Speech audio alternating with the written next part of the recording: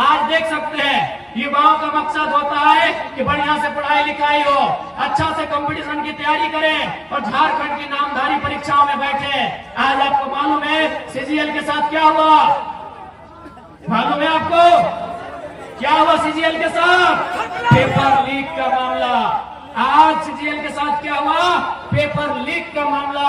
आप समझ के देखिए, सीजीएल की परीक्षा जिसका इंतजार 2015-16 से किया जा रहा था कि नहीं? 2015-16 से सीजीएल की परीक्षा का इंतजार किया जा रहा था। आज 2024 में 28 जनवरी 2024 को सीजीएल की परीक्षा होती है, लेकिन 2 घंटे बाद पुनः पता चलता है कि पेपर लीक हो चुका है। पुनः री एग्जाम लिया जाता है। एग्जाम कब लिया जाता है? 21-22 सितंबर को लिया जाता है। पुनः री एग्जाम में भी पता चल रहा है कि पेपर लीक किया जा चुका है। ऐसे में आप तमाम केवल नौजवान पढ़ने वाले छात्र नहीं, अभिभावक, माताएं, हमारे तमाम अभिभावक, आपको भी गुस्सा आना चाहिए। आपको भी गुस्सा आना चाहिए कि आपने इन सरकारों को क्यों चुना था। आपको मुख्यमंत्री के साढ़े सुदीप सोनू से सवाल करना चाहिए कि आपको हमने सत्ता में क्यों बैठाया था? सीजीएल का पेपर लीक करने के लिए नहीं बैठाया था। आपको सवाल करना चाहिए। लेकिन आज बहुत दुर्भाग्य की बात है, हम और आप व्यस्त हैं, अपने रोजमर्रा की जिंदगी में व्यस्त हैं। हम अपनी चाय की दुकान में व्यस्त हैं, हम अपने पान की दुकान में व्यस्त हैं, हम अपने दिनचर्या में व्यस्त हैं, हम अपने काम काज में व्यस्त हैं, हम अपने रोजगार में व्यस्त हैं। लेकिन आज यहाँ के राज्य के आपके बच्चों के भविष्य को लाखों रुपए में बेचा जा रहा है और आपके कानों में अगर जू नहीं रेंग रही है तो याद रखिएगा, केवल सरकार दोषी नहीं है, आप और हम दोषी हैं इस राज्य की बर्बादी के लिए। इस बात को याद रखिएगा। और यदि आप आज याद नहीं रखते हैं, आज यदि आप में राजनीतिक सुचिता का संचार नहीं होता है, यदि आज आप में राजनीतिक चेतना जागृत नहीं होती है, तो आने वाली पीढ़ी आपसे सवाल करेगी। आपकी आने वाली पीढ़ी आपसे सवाल करेगी कि आपने क्यों सवाल नहीं किया? जिन लोगों को आपने सत्ता दिया था उन लोगों से सवाल क्यों नहीं किया? कौन जिम्मेदार होगा? सीजीएल की परीक्षा में धांधली का जिम्मेदार कौन होगा? पारा टीचर की जो समस्या है उसका जिम्मेदार कौन होगा? आंगनबाड़ी की सेविका धरने पर बैठी है, उनका जिम्मेदार कौन होगा? पूरे राज्य में लोग धरने पर बैठे हैं। आज ये सवाल उठता है कि अगर पूरे राज्य में लोग धरने पर बैठे हैं तो इस राज्य में खुशहाल कौन लोग हैं? ये भी हमारे सोचने का सवाल है। और विशेषकर नौजवान साथियों, आपको बताना चाहेंगे, कभी भी आपका ध्यान उस ओर नहीं गया है।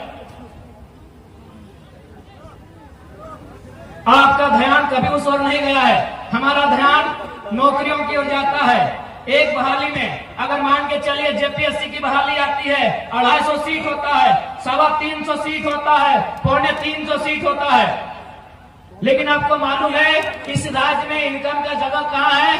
आपको अभी तक मालूम नहीं है, क्योंकि हमारा माइंड उतना डेवलपमेंट ही नहीं है, हमारी सोचने की शक्ति वहां तक गई ही नहीं है। अरे नौकरी वन टाइम अगर जेपीएससी निकालती है तो 250 सीट ज्यादा नहीं रहता है। लेकिन आपको मालूम है आपके गांव में, आपके पंचायत में, आपके प्रखंड में, आपके जिला में जो भी सरकारी मकान है, जो भी सरकारी भवन है, वहां केवल 2-4 अधिकारी सरकारी होते हैं। बाकी एजेंसियों को ठेका दिया जाता है, बाकी कॉन्ट्रेक्चुअल लेवल पे आधार पे होता है, बाकी टेंडरशिप के आधार पे होता है। आप जो पंचायत भवन देख रहे हैं, उस पंचायत भवन में जो खिड़की का रंग पेंट करने का जिम्मा एजेंसी को दिया जाता है, बल्ब लगाने का जिम्मा एजेंसी को दिया जाता है, उसमें इलेक्ट्रीशियन से लेकर फिटिंग हर एक काम एजेंसी को दिया जाता है। तो सोच के देखिए झारखंड में कितना एजेंसी काम कर रहा है। अरे नहीं करने से भी 30,000 35,000 एजेंसी झारखंड में काम कर रही है। छोटी बड़ी सब मिला के 30,000 से 35,000 एजेंसियां काम कर रही है। एक एजेंसी का टेंडर करोड़ों में होता है। आप उन एजेंसियों का लिस्ट निकालिएगा, 1% झारखंड के लोग नहीं है। आप केवल नौकरी देखते हैं कि बहाली कै गो निकल रहा है पुलिस का। आप इतने इस भीड़ में कै गो कॉन्ट्रैक्टर है, इस भीड़ में कै गो एजेंसी के ऑनर है। आपकी जानकारी के लिए बता दें, आपके बगल में कोई सरकारी स्कूल होगा, हाई स्कूल होगा या +2 होगा, वहाँ का प्रिंसिपल सरकारी है, वहाँ का फिजिक्स का टीचर सरकारी है, वहाँ के केमिस्ट्री का टीचर सरकारी है। लेकिन आपको जानकारी होना चाहिए आईटी, टीटी और स्पोर्ट टीचर सरकारी नहीं है। आईटी का टीचर सरकारी नहीं है, टीटी का टीचर सरकारी नहीं है, एक्सपोर्ट टीचर सरकारी नहीं है। और आपको यह भी जानकारी होना चाहिए कि आईटी और टीटी का टीचर एग्जाम लिख के नहीं आते हैं, एजेंसी के थ्रू आते हैं। वो एजेंसी भी आपकी नहीं है, वो टीचर भी आपका नहीं है। आज तक झारखंड का ध्यान गया ही नहीं है। झारखंड के नौजवान नौकरी के, ठीक है नौकरी अच्छी बात है, हमारी भी पहली प्राथमिकता नौकरी होती है, लेकिन आप एजेंसी को भूल रहे हैं, आप टेंडरशिप को भूल रहे हैं, आप ठेकेदारी को भूल रहे हैं। अरे पैसा वहां है। वीडियो की तनख्वाह क्या है? वीडियो की तनख्वाह आज के डेट में क्या है? 50,000, 1 लाख है। चलिए 1 लाख मानते हैं, चलिए मान लेते हैं बढ़िया पदाधिकारी की तनख्वाह 1 लाख है, तो 12 महीना में 12 लाख, यानी 1 साल का 12 लाख। वो नौकरी कितना करेगा? 30 साल। कितना? 30 साल। 12 को 30 से गुना करिए, 3.6 करोड़। क्या कैलकुलेशन सही है? 3.6 यानी 3.6 करोड़। यानी एक वीडियो एक बढ़िया साल में कितना पैसा कमा रहा है? 3.6 करोड़। आपको जानकारी होना चाहिए, एक छोटा एजेंसी करोड़ों का बजट एक बार में, हमको लगता है एक बार जब वो लेती है करोड़ रुपए बचत कर लेती है। आज तक किसी लीडर ने आपको इस ओर लेके नहीं गए हैं, कोई लीडर नहीं, किसी को मतलब नहीं है। आप कहीं चले जाइए, आप अस्पताल में चले जाइए, स्वास्थ्य केंद्रों में डॉक्टर सरकारी हो सकता है, डॉक्टर सरकारी हो सकता है, वॉचमैन सरकारी नहीं है, जो गार्ड है वो सरकारी नहीं है, जो सफाई कर्मी है वो सरकारी नहीं है। वो कहां से आते हैं? परीक्षा लिख के नहीं आते हैं, वो एजेंसी के माध्यम से आते हैं, ठेकेदारी के माध्यम से आते हैं, कॉन्ट्रैक्ट बेसिस पे आते हैं। अरे वहां आपका ध्यान गया ही नहीं है। इसलिए आज लोग मुझसे क्यों चिढ़ते हैं मालूम है? क्यों ये लोग इनके रातों के सपनों में हम आते हैं? क्योंकि ये बोलते हैं घरों में कि ये लड़का लीडर नहीं टीचर ज्यादा है, ये पढ़ाता है, ये अपनी सभाओं में भाषण कम पढ़ाता है, लेक्चर और क्लास ज्यादा लेता है। नहीं बताइए किस लीडर ने आपको बताया है? किसने आपको बताया है? झारखंड में, ये तो आपके इधर की बात मैं कर रहा हूं। चलिए कोयलियरी की चक्कर लगाइए, जहां कोयला खोला जाता है, वहां की कंपनियों का नाम है संजय उद्योग, खेमका, आनंदिता, त्रिवेणी, मैंने ऐसे ऐसे लगभग सैकड़ों कंपनियां हैं जो कोयला खोदने का काम करती है। वो कहां की है? हैदराबाद की है, इलाहाबाद की है, पटना की है, कलकत्ता की है, गुजरात की है, महाराष्ट्र की है, चेन्नई की है। आपके गिरिडीह और रांची की एक भी नहीं। इसलिए यदि हम लोग सरकार में आते हैं तो सरकारी नौकरी तो छोड़िए, एजेंसियों में भी 75% झारखंड के लोगों को प्रमोट करेंगे। झारखंड के लोगों को 75% प्रमोट करेंगे। और आपको मालूम है सरकार क्या चीज है, आपको मालूम है। उसके बाद चूंकि ये लोग ये तर्क देते हैं कि भारत के संविधान में कहीं इस बात का जिक्र नहीं है कि हम किसी को जाति के आधार पे, धर्म के आधार पे उनको नौकरियों में आने से रोके। सही बात है।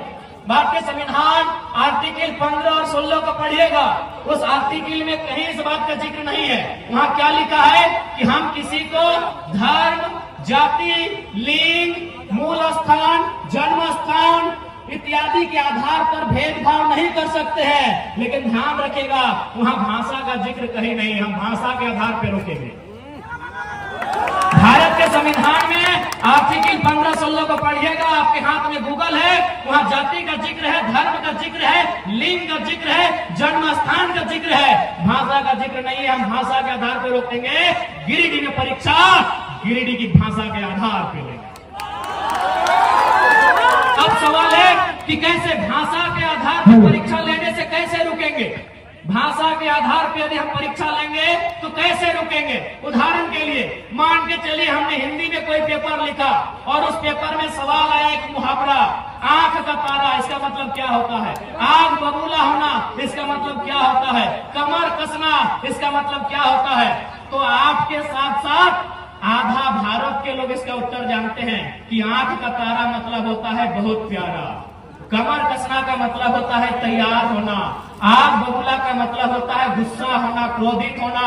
आधा भारत इसका उत्तर जानता है, लेकिन इसी सवाल को अगर हम अपनी भाषा में, झारखंड की क्षेत्रीय भाषा में पूछेंगे कि पत्थर करे हाथ, करे करे झांक, की लगेगा